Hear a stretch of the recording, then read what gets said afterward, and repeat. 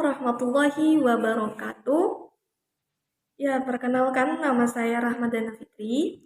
Saya selaku mahasiswa dari Universitas Islam Negeri Sultan Haji Muhammad Idris Samarinda atau yang biasa disebut dengan WINSI.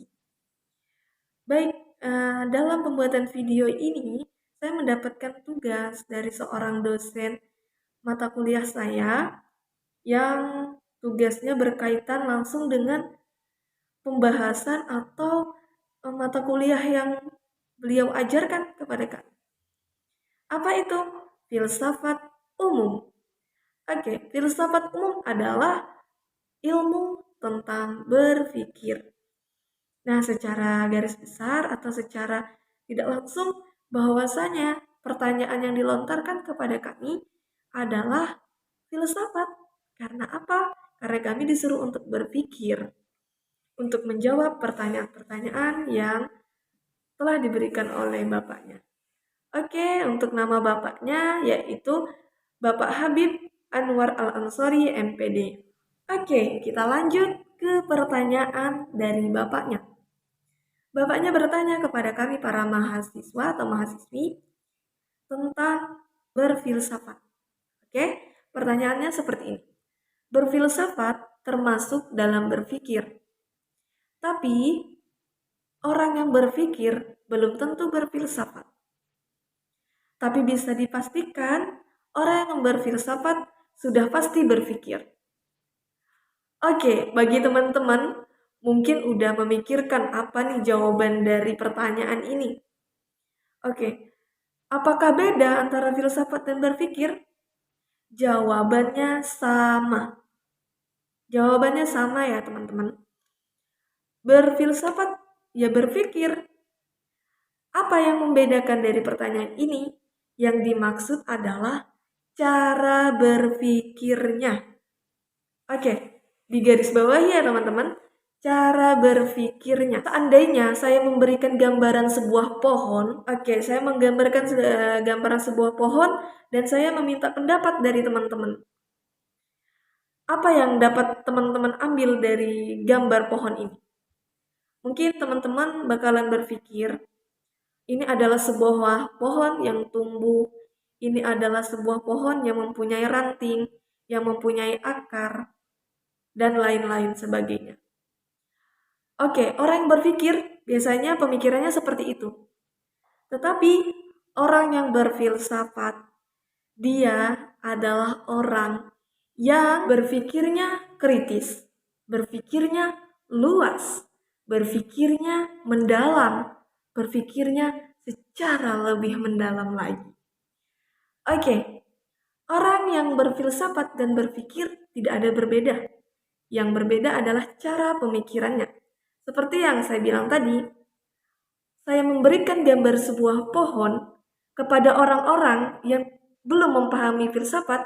Biasanya dia akan menjelaskan tentang sebuah pohon itu adalah pohon yang tumbuh, yang ada akar, yang ada ranting, dan sebagainya.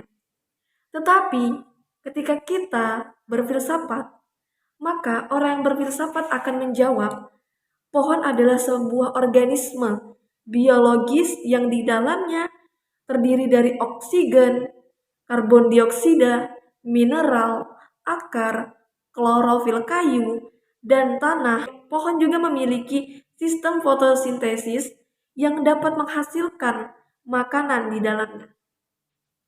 Oke, sudah bisa dibedakan teman-teman? Orang yang berpikir dan orang yang berpikir filsafat. Orang yang berpikir filsafat, dia akan mencari tahu lebih dalam. Makanya di dalam filsafat itu tidak pernah terlepas dari tiga rangkaian, yaitu ontologi, epistemologi, yang artinya apa? Ontologi adalah ilmu yang mempelajari luarnya. Terus ada lagi yang mempelajari lebih dalam. Ada 3 tadi kan teman-teman. Ada ontologi, ada epistemologi, dan ada aksiologi. Apa itu ontologi? Ontologi itu mempelajari luarnya. Biasanya orang yang cuma berpikir, dia biasanya seperti yang saya contohkan tadi, dia akan berpikir luar-luarnya saja. Tapi ketika orang sudah memasuki pemikiran yang filsafat, pemikiran yang lebih mendalam, itu dia akan mempelajari dalamnya, lebih dalamnya, bahkan dalamnya lagi. Bahkan mereka berani mempertanggungjawabkan apa yang mereka pikirkan itu. Itulah bedanya orang berpikir dan orang yang berpikir filsafat. Tujuannya apa? Untuk kita mengetahui, untuk kita mempelajari filsafat ini. Yaitu jadi dalam mendefinisikan suatu eksistensi, itu perlu analisis. Perlu analisis secara mendalam dan kritis. Itu dalam filsafat. Tujuannya untuk diri kita apa? Kita adalah makhluk Tuhan yang diberikan akal pemikiran yang digunakan berhak untuk mengetahui, untuk kita tahu dengan cara apa? Dengan cara kita sering bertanya, dengan kita sering terjun langsung mempertanyakan kenapa ini bisa begini. Contohnya, pertanyaan yang umum, kenapa kita kuliah? Apakah penting kuliah? Apa yang bakal kita dapat dalam kuliah? Kalau memang penting, kenapa? Apa? Itu orang yang berfilsafat seperti itu. Maka kita berhak akan diri ini agar kita bisa hidupnya lebih terarah, lebih mengetahui bahwa dengan pemikiran yang diberikan oleh Allah Subhanahu wa taala. Baik, apakah kita mempelajari tokoh dan mengetahui latar belakangnya menjadikan kita sebagai orang yang bijaksana? Jawabannya tidak. Kita bukan mencari kebijaksanaan, kita bukan mencari kebenaran, tapi kita mencari eksistensi yang ada di dalam diri ini, yaitu akal kita. Mau kita gunakan seperti apa? Kita berhak untuk bertanya. Jadi ketika kita dalam suatu pertanyaan, kita bisa mematahkan argumen seseorang. Jika ada yang membilang seperti ini, kita bisa melontarkan apa argumen yang kuat, kenapa, apa bisa dipertanggungjawabkan, atau gimana. Kita berhak akan diri ini. Tapi ketika orang yang tidak belajar filsafat, dia akan cenderung mengiyakan semua argumen yang orang lain. Padahal kita berhak mematahkan argumen itu supaya apa? Supaya ya argumen yang mereka lontarkan itu tadi memang benar-benar real, memang bisa dipertanggungjawabkan gitu. Baik, dari penjelasan saya tadi, saya ulangin lagi bahwasanya pemikiran dan filsafat itu tidak ada bedanya. Yang membedakan cuma cara berpikir orang tersebut. Tapi kita sebagai makhluk Tuhan yang diberikan akal, kita berhak akan diri kita. Kita berhak akan bertanya fenomena yang terjadi. Apa, kenapa bisa seperti ini? Mengapa? Apa yang bakalan bermanfaat bagi kita? Nah, kita dengan mempelajari filsafat, kita tidak mudah apa ya? Tidak mudah untuk orang lain orang lain berargumen berargumen tentang sesuatu itu dan kita bisa mematahkannya dengan pengetahuan kita juga. Kita bisa bertanya kepada orang itu, apa argumen yang kuat? Kalau memang iya, apa yang bisa dipertanggungjawabkan? Itu tujuan dari filsafat seperti itu, bukan menjadikan kita yang bijaksana atau adanya kebenaran, tidak ada. Sesungguhnya dalam filsafat bukan mencari kebenaran, melainkan kita mensyukuri apa yang ada di akal yang diberikan oleh Tuhan untuk kita gunakan dengan menguasai diri kita sendiri, dengan untuk kita bertanya tentang alam semesta ini. Mungkin itu. Jadi masuk ke deskripsian, gimana deskripsikan atau jelaskan tentang sejarah filsafat dan beserta pemikirannya. Oke, sejarah filsafat itu menerangkan dan menyajikan tentang awal mula ya. Awal mula bukan berarti filsafat itu bermula pada itu, enggak. Filsafat sebenarnya udah jauh sebelum adanya masa Yunani kuno, adanya masa abad pertengahan, masa modern, dan pasca modern. Sebenarnya filsafat udah ada sebelum masa itu. Tetapi filsafat itu mulai membuming pada masa-masa yang dijelaskan di dalam ini, yaitu pada masa Yunani kuno.